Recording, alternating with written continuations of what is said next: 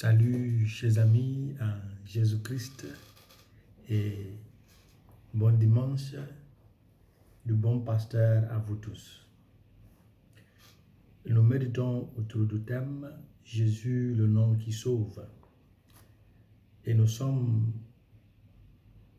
au dimanche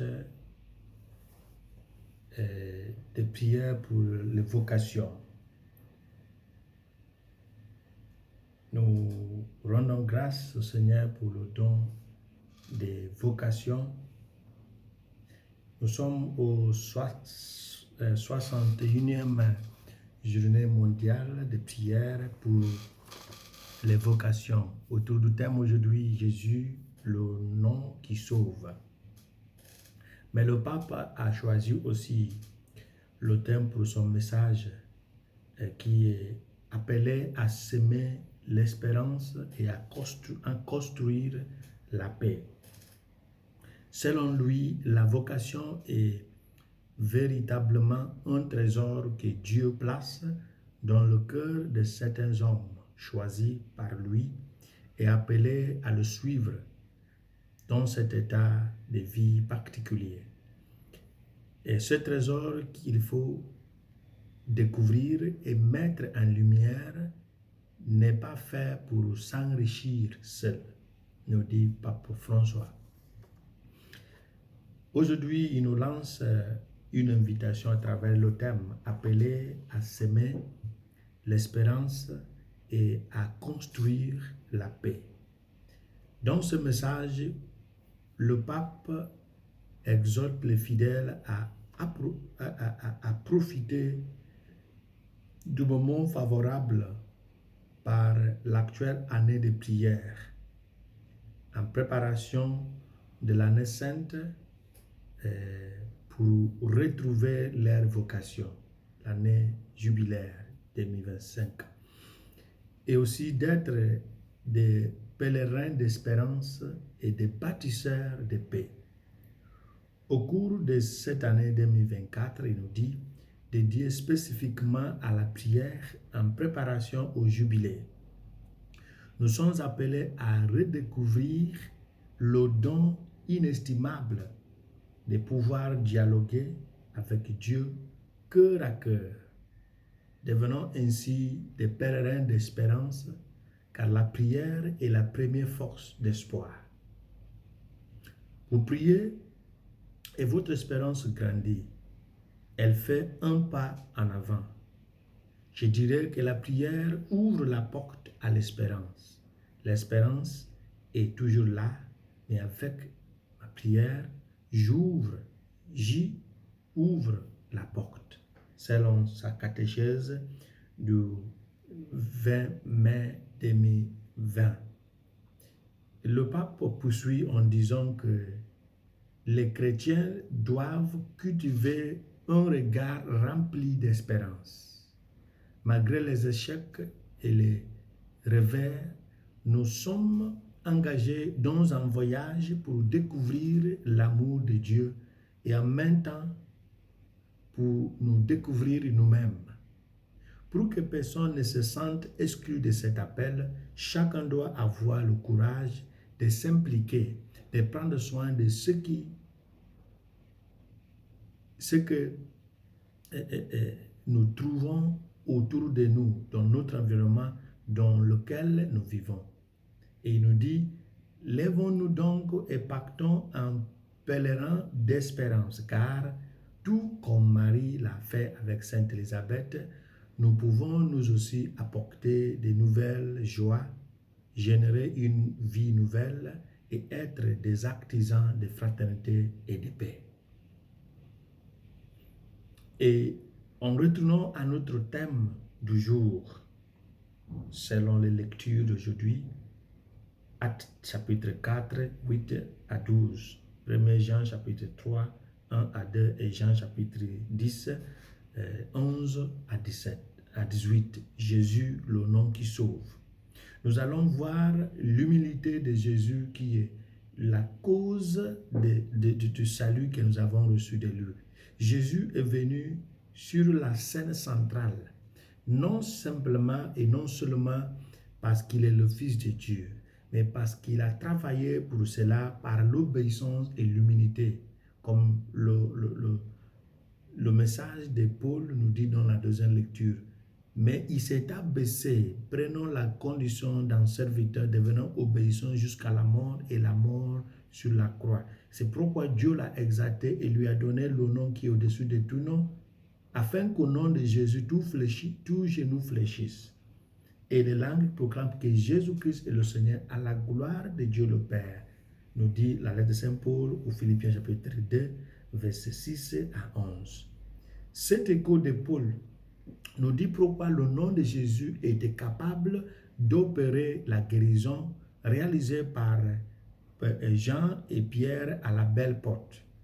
Et comme il a déclaré dans la première lecture, il n'y a de salut en personne d'autre, car il n'y a sur le ciel aucun autre nom donné parmi les hommes par lequel nous devons être sauvés. Actes chapitre 4, verset 12.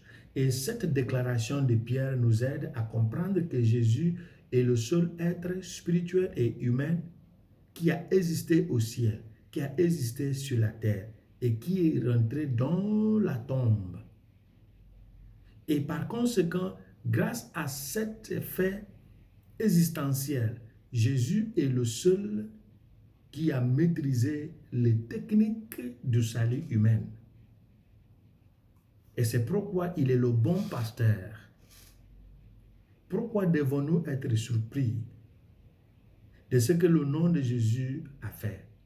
Matthieu nous dit, il sera appelé Jésus car il sauvera son peuple de ses péchés. Chapitre 1, verset 21.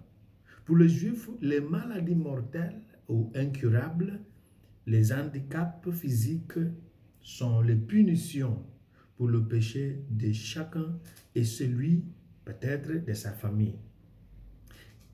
Ainsi, sauver son peuple de ses péchés implique de détruire les œuvres de l'ennemi et cela inclut de nous libérer de la condamnation à mort éternelle prononcée contre nous à cause de la chute d'Adam et d'Ève, que le sang des animaux ne pouvait pas effacer. Raison pour laquelle Dieu s'est intéressé et s'est impliqué dans l'économie de notre salut à travers sa mort pour orchestrer cette rédemption. Jésus est le seul bon berger car étant le seul à maîtriser tout, rien n'est capable de le menacer. Il ne peut pas abandonner son troupeau. Donner sa vie pour ses brebis implique la kénose de Jésus vécue pour le salut de l'humanité. Lorsque Jésus nous dit que je suis le bon berger, je connais mes brebis et mes brebis me connaissent. Cette déclaration va au-delà de la reconnaissance de la voix de Jésus par le troupeau et vice-versa. Jésus sait que dans la bergerie existe aussi des brebis obstinées qui rejettent même la direction du berger et qui rejettent la cohabitation avec d'autres brebis.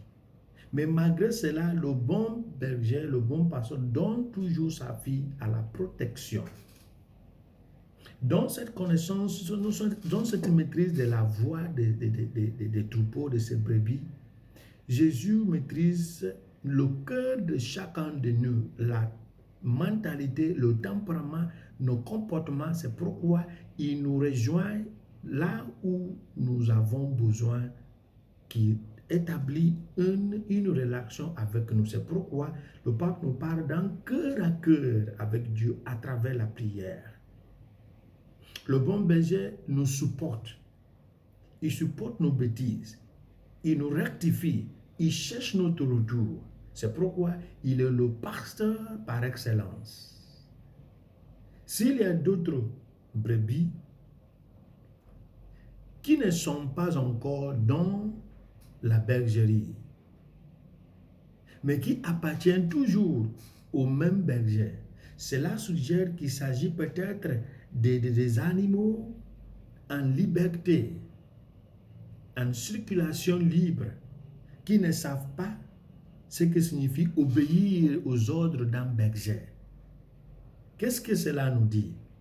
En tant que chef religieux, civil et familier, nous sommes encouragés à imiter Jésus le bon berger. Nous sommes appelés à prendre soin de ceux qui sont à l'extérieur et à l'intérieur de la bergerie, qu'ils apprécient ou non le soin qu'on les donne. Jésus nous invite à toujours faire grâce à la conviction et à la touche que le bon pasteur a sur notre vie.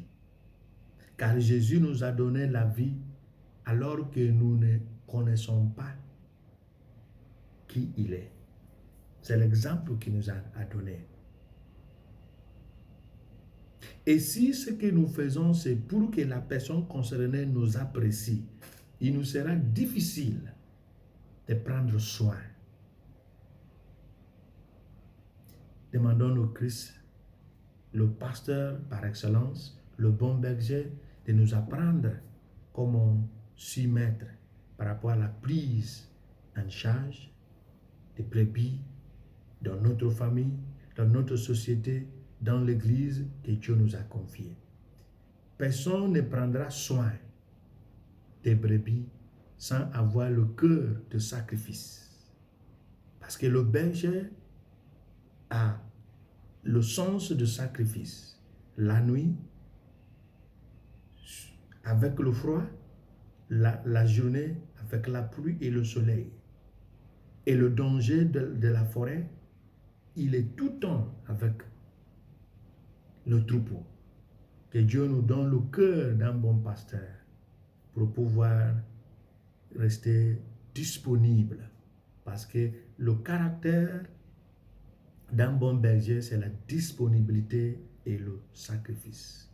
Que la disponibilité et l'accessibilité et le sacrifice restent toujours nos caractères. Et que Dieu nous bénisse, le Père, le Fils et le Saint-Esprit. Amen.